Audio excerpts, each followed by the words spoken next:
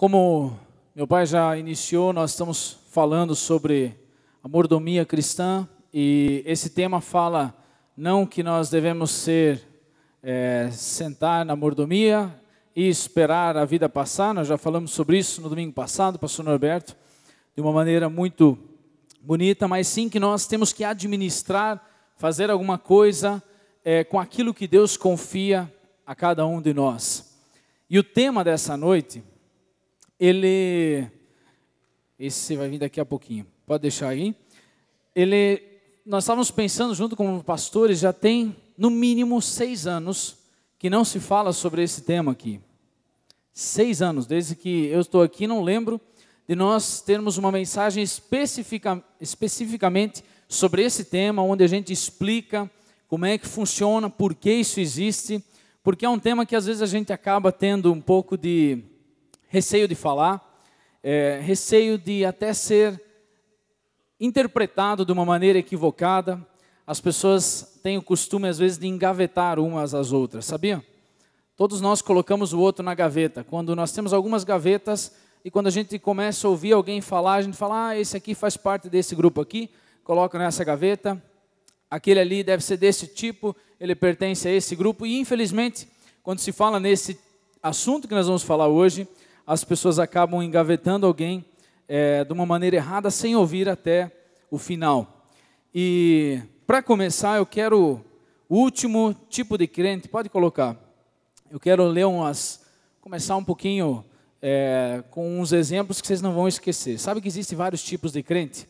E o último tipo de crente que eu vou mencionar aqui é sobre o tema que nós vamos falar nesta noite. Enquanto eu vou ler isso aqui, vocês podem se perguntar: conhece o tipo de crente agente secreto?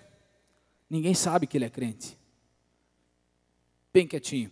Tem o crente girafa, tem o corpo na igreja e a cabeça lá fora. Tem o crente fotógrafo, vive de revelação. Deus me revelou. Tem o crente noiva, só chega atrasado na igreja. Crente noiva, qual aí? Crente e-mail, ele é meio crente, meio salvo, meio firme, né? Tem o crente macaco, vive pulando de igreja em igreja. Tem o crente Nostradamus, cheio de visões, visagens e miragens. Tem o crente 6 horas. 6 horas por mim lá na igreja? Ele não vai, né? 6 horas. Crente SMS, só aparece trazendo mensagens. Tem o Martinho da Vila, é devagarinho a vida dele. Tem o alpinista sempre no monte. Crente 190, só busca a Deus em situações de emergência. Opa, está apertado, vamos lá na igreja, vamos lá. Tem o crente Roberto Carlos, canta que é uma beleza, mas é infeliz. Pipoca, pula, mas não sai do lugar. DVD, isso os jovens sabem, deita, vira e dorme no culto. Tem o DVD mais R, que é o que grava, deita, vira, dorme e ronca no culto ainda. Aí seria brabo. Tem o crente motoboy, qualquer pancada o desequilibra. Galvão Bueno, adora gritar, mas é só emoção. Tem crente assim também. Silvio Santos, só é visto no domingo. Durante a semana tem coisa na igreja, ele não aparece, é só no domingo o papel dele. Tem o crente carrinho de mão, aquele que só vai empurrando, tem que levar. E o último aqui que eu encontrei em outro lugar, o crente Seu Madruga. Está sempre com o dízimo atrasado. Conhece Seu Madruga, né? Nós falamos sobre a mordomia, e eu achei mais uma aqui ainda. As notas de dinheiro conversando entre si. A de 100 começa lá na esquerda. Falou assim, esse final de semana eu vou para Brasília. E vocês? A de 50 diz, eu vou para o shopping. A de 10, para o bar. A de 5, para o sorvete. A de 2, vou brincar com as crianças e as moedinhas, nós vamos para a igreja. O que sobrar nós vamos levar lá. Mais ou menos é assim.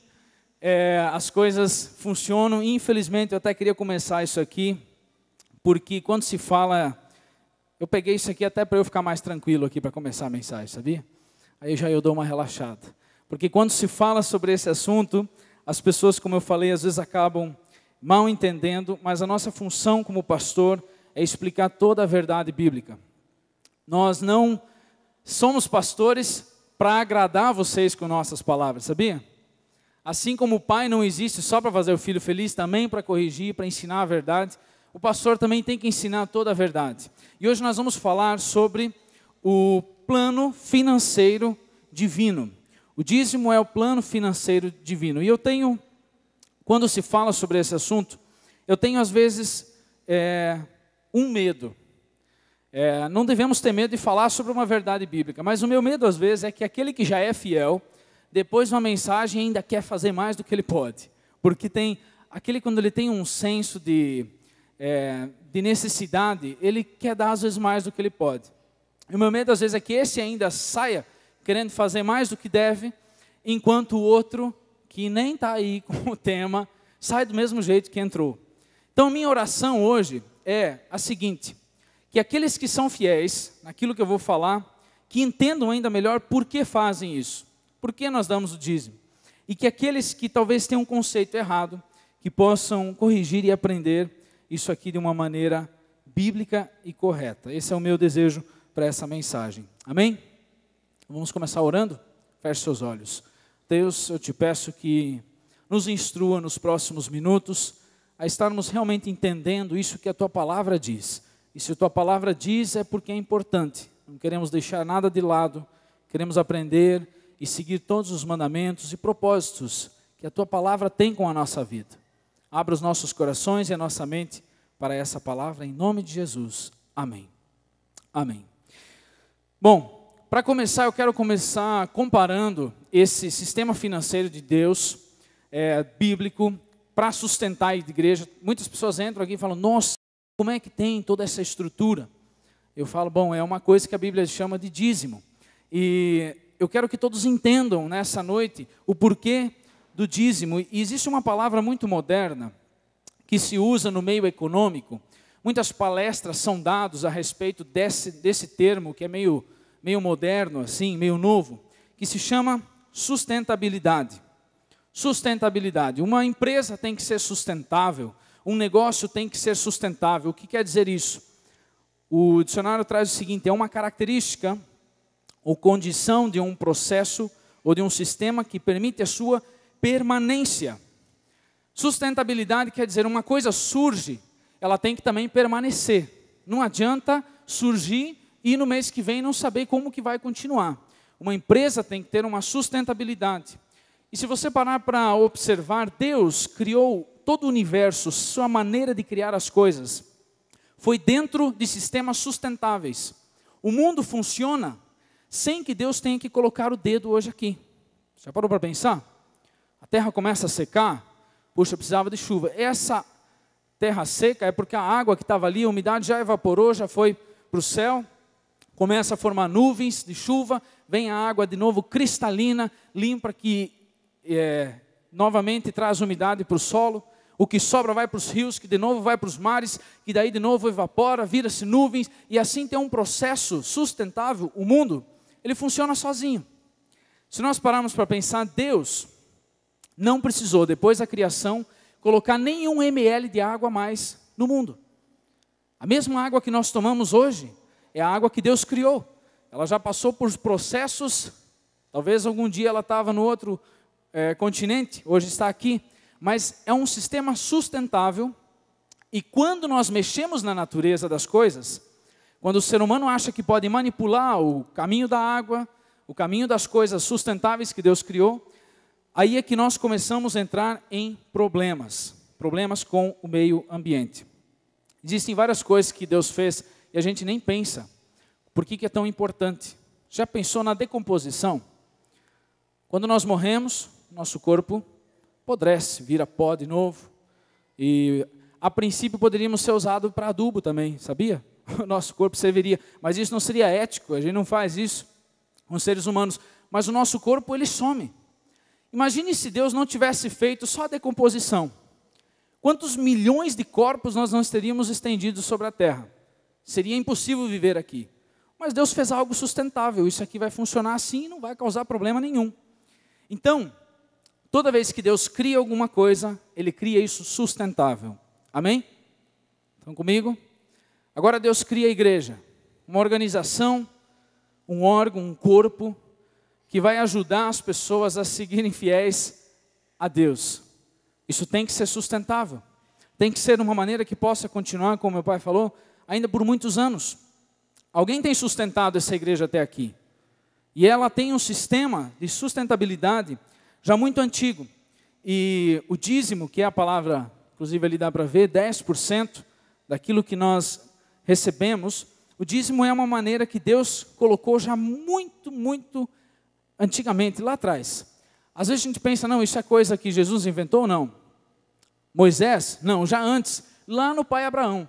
E nós vamos começar hoje vendo a base bíblica do dízimo. Quero primeiro trazer alguns pontos bíblicos. O dízimo antes da lei de Moisés. Se você quiser anotar, depois você pode ver o vídeo na internet, para você ver esses textos. Abraão. E bendito seja o Deus Altíssimo, que entregou os teus inimigos nas tuas mãos. E Abraão, diz lá, deu-lhe o dízimo de tudo. Abraão, temos Jacó também, antes da lei de Moisés. Temos aqui algo que diz a respeito dele. E esta pedra que tenho posto por coluna será a casa de Deus, e de tudo quanto me deres, certamente te darei o dízimo. Então Jacó já conhecia esse sistema. Deus tem um meio de sustentar a casa de Deus, e esse foi o meio do dízimo. Vamos olhar um pouquinho mais para frente. A lei de Moisés, nós seguimos e gostamos, sabemos que são importantes os 10 mandamentos.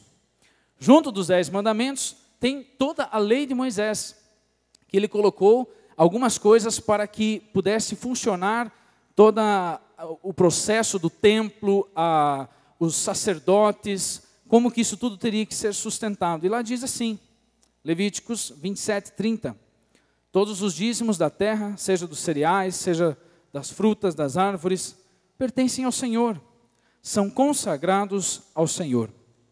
E aqui nesse texto, eu gostaria de que nós entendêssemos um pouco melhor a mente de um israelita, de um judeu que dava o dízimo. Na verdade, esse termo que eu estou falando aqui, dar o dízimo, ele não, talvez nem iria usar. Porque na mente de um israelita, na mente do povo de Deus, eles não estavam dando o dízimo. Eles não estavam dando o dízimo. Porque parece que você está dando uma coisa que pertence a você. Domingo passado, o pastor Norberto explicou na mensagem inteira. Tudo pertence a quem? Ao Senhor. Tudo pertence ao Senhor. Quando um israelita dava, eu estou usando o termo porque a gente usa assim. Quando o israelita levava o seu dízimo ao templo, ao lugar onde se organizava toda a igreja da época, ele não falava assim, ó, eu estou dando. Ele dizia assim, eu estou devolvendo. Porque ele diz assim, que tudo pertence ao Senhor. Na verdade, na mente do israelita, ele ia dizer assim, eu ganhei tudo isso de Deus, toda essa colheita, todo o meu salário, e eu posso ficar com 90% só para mim, fazer o que eu quero. Gastar com as minhas coisas, mas 10%, essa parte é do Senhor, então eu estou devolvendo. Agora que nós entendemos um pouco melhor a mente do israelita, do judeu, e olha que é povo abençoado financeiramente. Onde você vê os judeus até hoje, são um povo que tem se dado muito bem, e eles têm seguido à risca muitos dos mandamentos do Velho Testamento, do qual esse aqui faz parte. Se nós entendemos agora a mente dele, eu estou devolvendo, não é meu, nós vamos entender o próximo texto do Velho Testamento, que é o texto de Malaquias, capítulo 3, versículo 8 até o 10. Embaixo está sempre a passagem. Diz assim, pode um homem roubar de Deus? Contudo, vocês estão me roubando. E ainda perguntam, como é que te roubamos? Nos dízimos e nas ofertas, vocês estão debaixo de grande maldição, porque estão me roubando, diz o Senhor. A nação toda está me roubando. Tragam o dízimo todo ao depósito do templo, para que haja alimento em minha casa. Ponham-me à prova. Presta atenção nisso aqui. Ponham-me à prova, diz o Senhor dos Exércitos, e vejam se não vou abrir as comportas dos céus e derramar sobre vocês tantas bênçãos que nem terão onde guardá-las. O que nós vemos aqui nesse texto é que o povo simplesmente não estava dando dízimo. E o texto que o profeta diz aqui, ó, vocês não estão devolvendo o que não pertence a vocês. Nós não podemos entender esse texto aqui como uma forma de barganha. Ou seja, eu vou dar, quero ver se Deus vai me dar. Isso seria uma manipulação, usando esse termo para manipular. Deus não está dizendo aqui, dá que eu vou te dar de volta. O sentido do texto é: seja fiel e você vai ver se eu não sou fiel. Seja fiel a Deus e você vai ver se Deus não vai ser fiel contigo. É um termo de compromisso e de fidelidade. E olha, que eu tenho que dizer que eu até hoje nunca tenho visto um dizimista arrependido. Alguém que falou: olha, eu dei anos dízimo e estou arrependido. Eu tenho visto pessoas que foram talvez manipuladas a dar aquilo que eles não queriam. Esse sim pode até dizer, mas alguém que está desfrutando das bênçãos de Deus, do convívio da igreja, ele não se arrepende porque ele recebe essas bênçãos de Deus, tanto material também, Deus supra as necessidades, mas principalmente espiritual. É um compromisso de Deus como dizimista. Bom, aí tem muitas pessoas que dizem: tá, mas isso é coisa lá do Velho Testamento. Eu acho que Jesus não falou nada sobre o dízimo. Tem que ler direito, porque Jesus fala, e fala de uma maneira que muitos leem por cima e acabam não entendendo. Jesus observou muito bem e ele reconfirmou o dízimo em Mateus 23, versículo 23. Diz assim, eu separei esse texto aqui pela parte esquerda e direita para nós podermos entender ele melhor. Disse Jesus: ai de vocês, mestres da lei e fariseus hipócritas, vocês dão o dízimo da hortelã, do endro e do cominho, mas têm negligenciado os preceitos mais importantes da lei: a justiça, a misericórdia e a fidelidade. E o texto continua. Jesus disse: vocês devem praticar essas coisas sem omitir aquelas. O que Jesus está falando aqui? Vocês devem praticar essas coisas. Se fala do quê? Do dízimo. Faça isso. Mas você não deve omitir aquelas, as outras. Jesus está dizendo para os fariseus, e os fariseus eram mais ou menos assim: eu dou o dízimo, eu sou dizimista, e aquele lá não é, aquele lá, começava a apontar o dedo, e começaram a ficar orgulhosos. E aí Jesus fala: peraí, você está esquecendo da misericórdia, você deve praticar aquilo lá, ser dizimista, sim, mas você deve continuar sendo misericordioso com seu irmão, não deixa a arrogância subir para a cabeça. Com outras palavras, Jesus disse que o dízimo não me isenta de cumprir outros mandamentos da lei. Sou dizimista, mas tenho que amar o próximo, assim como todos devem. Tenho que seguir os mandamentos. Jesus reconfirma. E só lembrando ainda de mais um episódio de Marcos capítulo 12, vocês lembram daquela história que Jesus estava sentado na frente do ofertório. As pessoas traziam o dízimo, aí tinha o pessoal bom da grana, ricos, chegaram e deram lá suas ofertas. Pelo jeito lá dava para ver quanto que cada um dava na época de Jesus. E Jesus fica observando. Aí vem uma viuvinha. Você pode ler depois lá em Marcos 12. Aí vem uma viúva e traz 2 moedas de bronze. Não é nem de ouro, nem de prata, era de bronze. Aí os discípulos, pelo meu ver, eles estavam impressionados com os ricos que trouxeram. Falou: opa, você viu aquele lá? Você viu? Pá, o cara deu. E Jesus chama os discípulos para o canto. Se vocês forem ver lá, ele fala assim: viu, vem cá. Está vendo aquela mulher lá? Ela deu mais. Ela deu mais. Eu até imagino os discípulos falando isso: Jesus não sabe fazer as contas. Aquela outra porção lá era muito maior. E Jesus ensina os discípulos a calcular em porcentagem. Ele fala assim: ei, aqueles lá, os ricos, eles deram do que sobrou. Compraram tudo lá que precisavam, o seu luxo, as suas coisas. Aí o que sobrou, falou: opa, e ainda sobrou bastante, que ganhavam bastante. Eles foram lá e deram. Aquela viúva, ela não deu o que sobrou, ela deu tudo o que ela tinha. Jesus ensina esse cálculo aqui em porcentagem. Falou: olha, é por porcentagem, você não tem que se admirar com aquele que está dando mais, é tudo uma questão de porcentagem. O apóstolo Paulo, nós vemos na base bíblica aqui ainda em 1 Coríntios capítulo 9, versículo 13 ao 14. O apóstolo Paulo reconfirma o sistema do Velho Testamento ainda para o mantimento do templo e da igreja no Novo Testamento. Paulo disse: vocês não sabem que aqueles que trabalham no templo, os sacerdotes, alimentam-se das coisas do templo, e os que servem diante do altar participam do que é oferecido no altar. Está falando do quê? Do sistema do Antigo Testamento de mantimento do altar. que é o dízimo. Ele diz assim: da mesma forma, o Senhor Jesus, da mesma forma, ordenou que aqueles que pregam o Evangelho, que vivam também do Evangelho. Nós vemos o apóstolo Paulo aqui também, falando mais uma vez, de algum jeito isso aqui tudo tem que se manter. Tudo tem que se manter. E ele fala, e da mesma forma que acontecia no Velho Testamento, façam isso também aqui, ó. Tem um pastor, tem um líder, eles devem poder. Ou vocês acham que vai vir um maná do céu para sustentar os pastores, irmão? Não, vai vir, assim como no Antigo Testamento, também vai vir o dízimo. Paulo reconfirma no Novo Testamento o mantimento. Bom, até aqui eu falei sobre o Novo Testamento e a base bíblica. Eu gostaria de pensar hoje com vocês ainda um pouco numa direção diferente. A lógica do dízimo. Eu gostaria de... É interessante, quando você fala sobre dinheiro, aí qualquer um pode falar sobre dinheiro, mas se falar na igreja, pastor só não fala sobre isso. E eu sei, a gente tem um receio até de falar sobre isso, para não ser mal interpretado.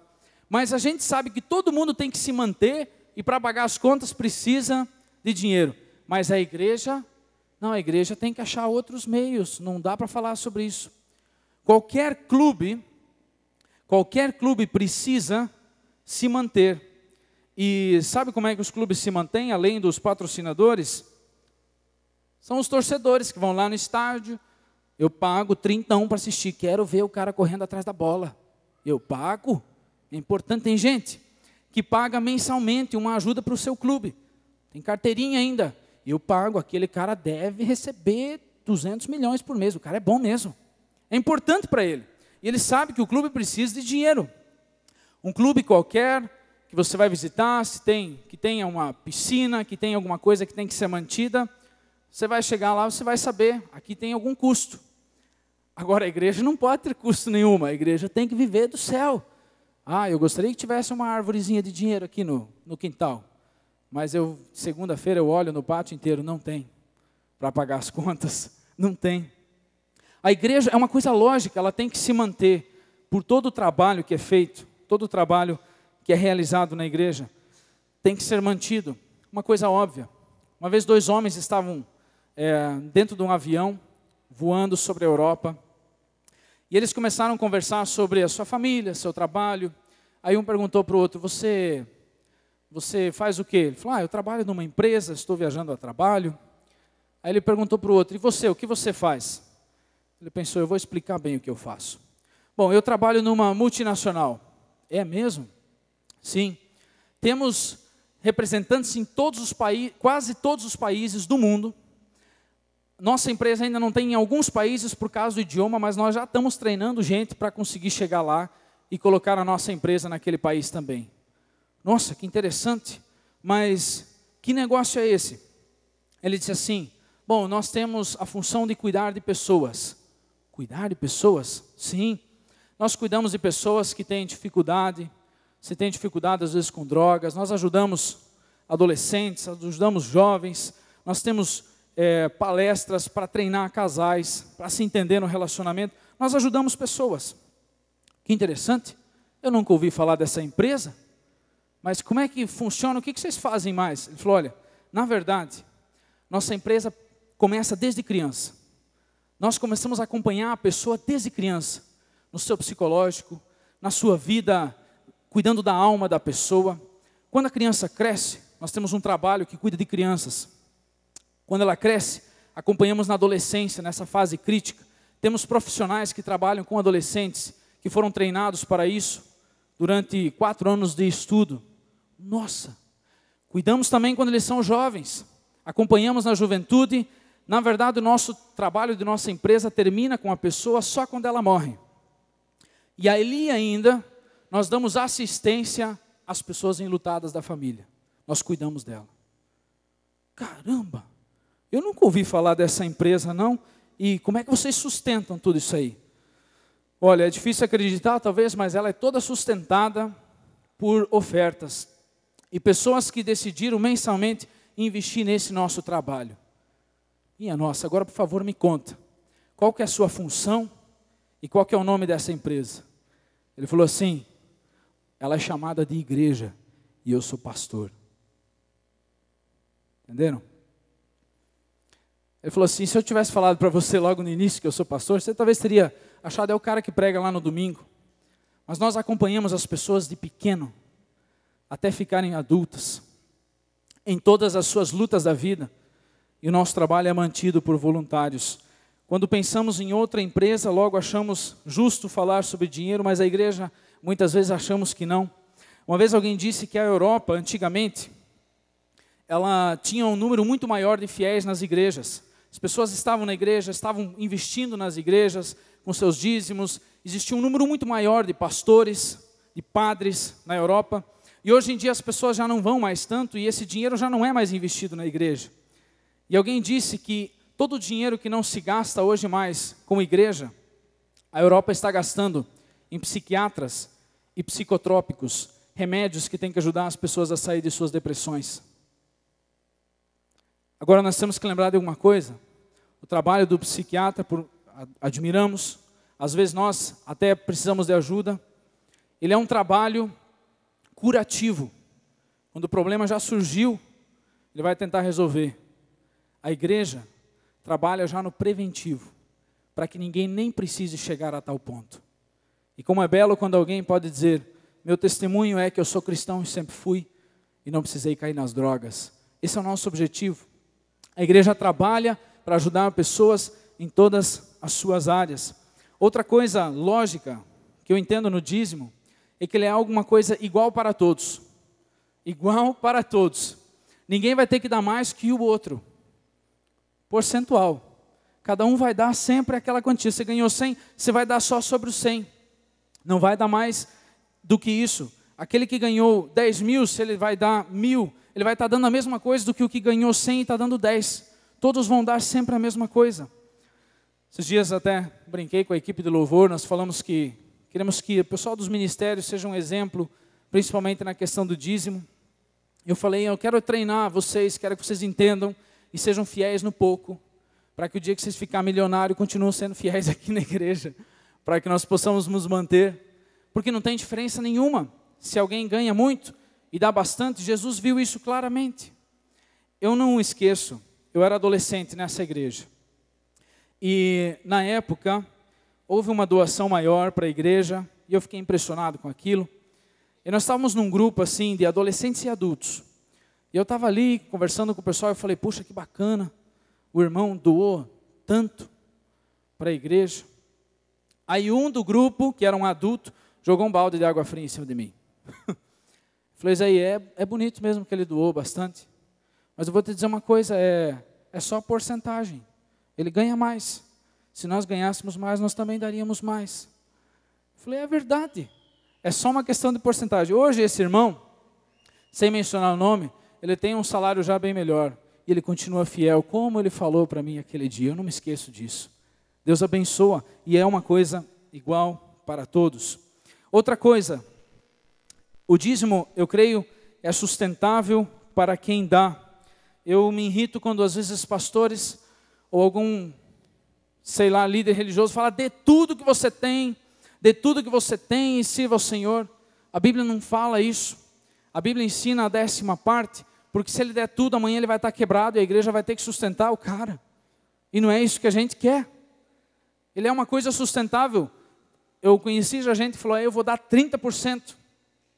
E tempo depois eu conheci, a pessoa estava quebrada financeiramente. Ela tem que ser uma coisa sustentável e o dízimo é uma coisa que faz com que a pessoa consiga manter. Não adianta a igreja ganhar hoje um grande valor, nossa, veio tanto, e no mês que vem a igreja não tem para continuar o ministério. Ele tem que ser algo sustentável. Existe algo que se chama oferta alçada. Isso sim é algo diferente, diz assim, Deuteronômios 12:11 diz, então, haverá um lugar que escolherá o Senhor vosso Deus para ali fazer habitar o seu nome, ali trarei tudo o que vos ordeno, os vossos holocaustos, os vossos sacrifícios, dízimos e a oferta alçada da vossa mão e toda a escolha do vosso voto que fizerdes ao Senhor. Oferta alçada é algo que a pessoa faz pontualmente, tem um empenho maior que a igreja está fazendo, uma construção, e fala, agora eu quero dar uma oferta maior. Ele vai fazer isso e depois ele continua dando o seu dízimo. Se ele fizer isso sempre, num valor muito alto, a pessoa não vai sustentar e a igreja não vai aguentar. Quero dizer ainda que, pela lógica, para mim também, o dízimo é algo sustentável para uma igreja que cumpre seus propósitos locais e de evangelismo. Cumpre seus propósitos locais e de evangelismo. Eu lembro que, talvez você se pergunte, por que tem outras igrejas que cobram só uma taxa? Por que é isso aí? Tem outras igrejas que cobram só uma taxa, ela é menos. Eu conversei uma vez com alguém que participava de uma igreja assim, eu falei, pois é, vocês têm a taxa? Sim, é que a gente estava reunido e tinha bastante gente na igreja e um pastor dava conta de fazer o culto de domingo e não precisava de mais dinheiro do que só para fazer aquele culto. E aí a gente reduziu para uma taxa porque não precisava mais. Quando se vê só o culto e pensa, o dízimo é para ter aquele programa, como você ir num cinema e voltar para casa, aí sim você vai achar que o culto é demais, o dízimo é demais, mas o culto aqui aponta do iceberg que mantém tudo isso aqui, que são os ministérios de crianças, adolescentes, jovens, onde nós acompanhamos e trabalhamos com cada um deles de uma maneira bem preparada pelos professores de escola dominical. Por isso, se a igreja quer manter qualidade no trabalho de crianças, adolescentes, jovens, levar a palavra da cruz a pessoas que estão distantes, que nunca vão ter a chance de visitar uma igreja, então nós temos que ter a base divina do dízimo, e eu creio que isso é algo tão natural, tão natural. Nós queremos dar o nosso melhor a Deus. Queremos dar o nosso melhor a Deus. Amém? Uma vez alguém entrou aqui e falou, nossa, que bonito aqui vocês têm, tudo bem ajeitado. Eu falei, pois é. Interessante que a igreja não pode estar muito bem ajeitada, a igreja tem que ser simples. Agora, quando vem um cantor sertanejo na cidade, ele fala, eu quero tal equipamento de som, eu quero tal equipamento para os meus músicos, senão eu não venho. E aí o pessoal vai lá e gasta 30, 40, 50 mil para preparar uma noite para o cantor vir lá e cantar. Agora, quando é com Deus, quando é com Deus, as coisas falam, desce aí, eu não vou dar nada, não vou ajeitar nada, mas vem e abençoa a gente. Por que não podemos fazer o melhor para Deus? Para receber a Deus também. E o evangelismo e todos os ministérios que se mantêm dentro da igreja. Vocês podem ver no próprio envelope de dízimo de vocês, diz como é que, o que é sustentado. E para terminar ainda, esse aqui eu quero vir para o nosso último ponto e dizer como é que funciona na prática o dízimo. Primeiro, onde devo dar meu dízimo e as minhas ofertas? Onde é que eu devo dar? Tem o texto de Malaquias 3,10, diz, trazei todos os dízimos à casa do tesouro. E a minha resposta, vista por esse texto aqui, é, dê o seu dízimo à sua igreja local. Você é de uma outra igreja? Frequenta lá, seus filhos são abençoados lá, é lá que você vai dar o seu dízimo. Você frequenta aqui? É aqui que você pode dar seu dízimo. Eu estive na Argentina 4 anos atrás, pregando para jovens, e uma menina chegou para mim e falou, pastor, eu queria mandar um dinheiro para o Brasil. Eu falei, é mesmo? Para o quê? Eu queria depositar lá para um pastor, mensalmente. Ele prega na TV lá e eu assisto aqui na Argentina, e eu queria dar o meu dízimo para ele. Como é que nós podíamos fazer para mandar esse dinheiro sempre para o Brasil? Para depositar lá. Eram poucos pesos argentinos, que convertido para a moeda brasileira ainda dava menos. Eu falei assim, moça, você vai dar o seu dízimo lá no Brasil para aquele pastor? Talvez você vai estar pagando 3 ou 4 segundos de rede nacional no Brasil para que ele fique. Mas o seu pastor local, talvez não vai ter esse dinheiro para trocar o bico de luz da escola dominical onde você está frequentando. Dê o seu dízimo na igreja onde você está sendo abençoado. Ela parou para pensar e realmente é uma coisa que nós temos que entender. O que acontece quando alguém dá o dízimo aqui em nossa igreja? Eu quero explicar. Se você quer dar às vezes uma oferta, e hoje não vai ser recolhida oferta, porque você tem que ir para casa e pensar nisso, não fazer isso da emoção. Quando você quer dar o dízimo, você coloca o valor dentro desses envelopes que estão ali atrás, dos bancos. Você coloca o seu nome e você coloca o valor para que a gente possa manter a ordem. No final do mês, nossa igreja tem um sistema muito rigoroso quanto a isso. Para onde é que vai esse dinheiro? Aonde que é gasto? Aonde que é investido? Todos os dizimistas de nossa igreja sabem cada centavo que entra e aonde que nós gastamos esse dinheiro. No final do mês você recebe uma folha parecida com essa aqui. aonde diz, isso acho que quase nunca foi explicado aqui, aonde diz o nome das pessoas que contribuíram, mas não diz o valor. Ninguém vai ficar sabendo quanto você contribuiu e nem você quanto o outro deu. Mas vão aparecer ali os valores do culto. Quanto que deu na oferta do culto passado? Está ali. E do outro domingo? E na festa da colheita? Então aqui os valores. Do outro lado vocês vão ter um relatório de todos os gastos da igreja. Quanto que ganha o pastor? Quanto que é gasto com isso? Quanto que é gasto com aquilo? Nós temos uma transparência que para nós é extremamente importante na questão das finanças. E você, se você não receber em mãos, porque às vezes as meninas não te conhecem, você vai poder buscar lá atrás o seu envelope com o seu nome, e você vai poder participar da contabilidade da igreja. Outra pergunta aqui ainda com relação à prática. Quem deve dar? Quem pode dizimar? E eu quero dizer o seguinte, somente quem tem renda, quem recebe. Às vezes, a esposa quer dar o dízimo, é fiel e fala, poxa, eu quero contribuir, eu entendo que isso é importante, mas meu marido não é fiel. E agora, pastor? Tu não mexe no dinheiro dele, que é dele. Não vai arrumar encrenca para o nosso lado. Dá o dízimo quem recebe, quem está de acordo e sente, eu quero contribuir nesse trabalho. Aí ele vai dar o dízimo. Tem pais que às vezes ensinam as crianças, quando dão uma mesada, falam, você quer aprendendo desde pequeno, aí ele pode também fazer isso para aprender, mas vai dar o dízimo quem vai receber. E se você não recebeu nada, você não vai precisar dar nada. Por isso eu vejo como uma das coisas mais justas que nós podemos encontrar na Bíblia. Para concluir ainda, eu quero dizer o seguinte, o dízimo é o projeto financeiro de Deus que nossa igreja pratica, sustentabilidade. Alguém sustentou, alguém pagou essa igreja, esse sistema de ajuda que Deus criou, alguém contribuiu até hoje. E quem vai continuar sustentando isso também daqui para frente? Outra coisa que quero dar ênfase, sempre damos ênfase nisso aqui. Deus ama quem dá com alegria. Vamos falar isso aqui bem forte juntos? Deus ama ao que dá com alegria. Não faça isso por pesar. Se você fala, mas eu não quero. Se você der isso dessa maneira, com o coração azedo, vai fazer mal para ti. É a mesma coisa você chegar para a esposa, falar com um buquê de rosas, e falar assim, meu bem, falaram que um bom marido tem que dar flor, então está aqui, para você. Ela vai pegar aquilo lá e vai querer esfregar a roseira nas tuas costas. Falar, é assim que você vem para cima de mim? Só porque tem que você faz? Vai embora daqui. Agora, vamos mudar a história. O marido chega com um buquê de rosas. Eu amo minha esposa. Está aqui, meu bem. Muito mais linda do que a rosa. É o seu rosto. E o resto que eu nem vou falar aqui. Coisa linda, você, meu bem.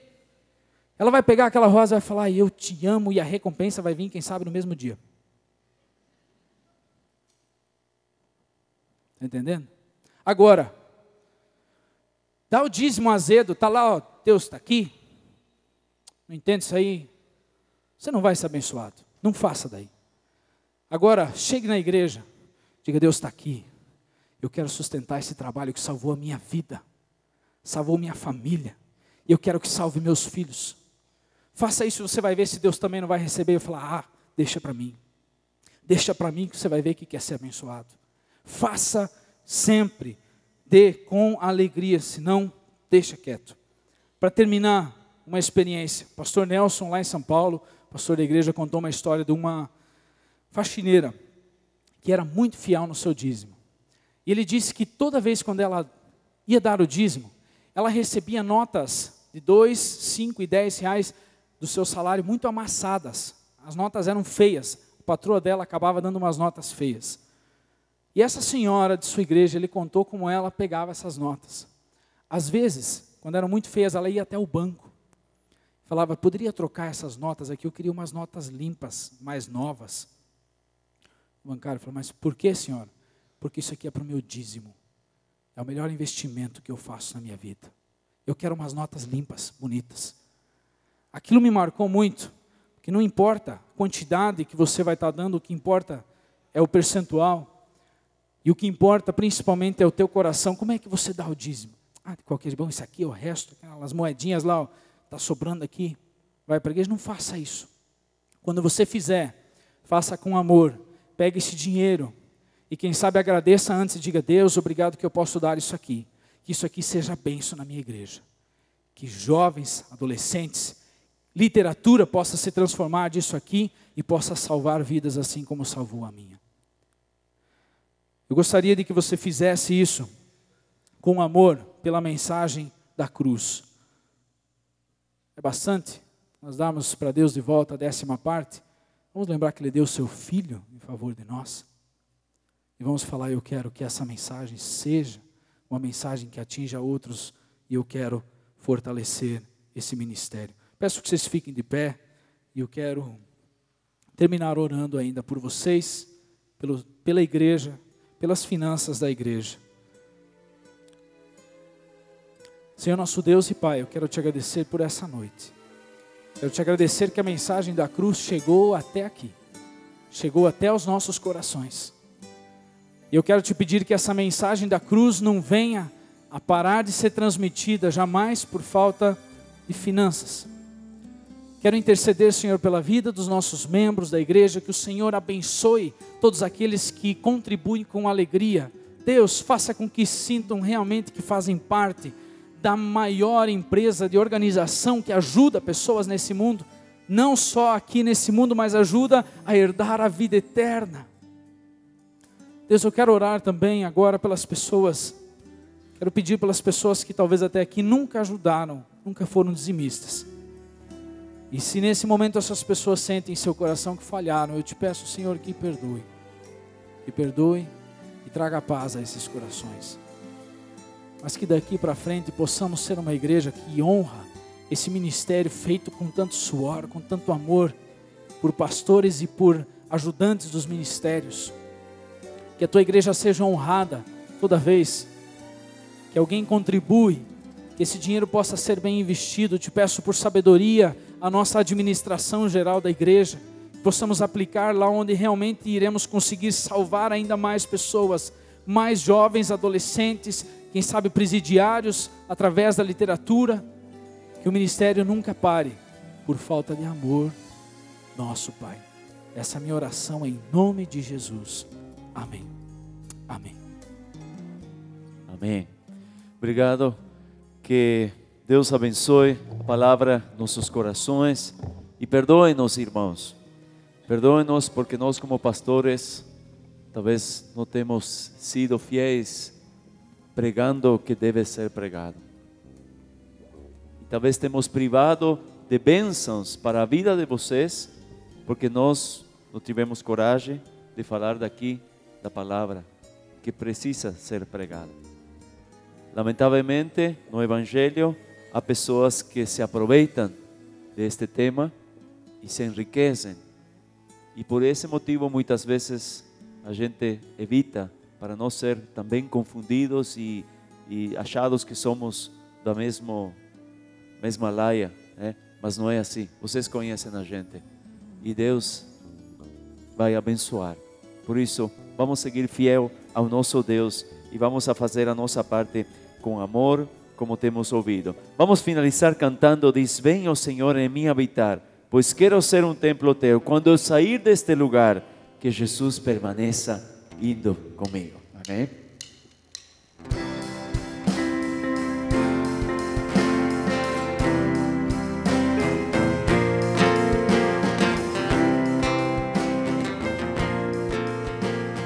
Vem, ó Senhor.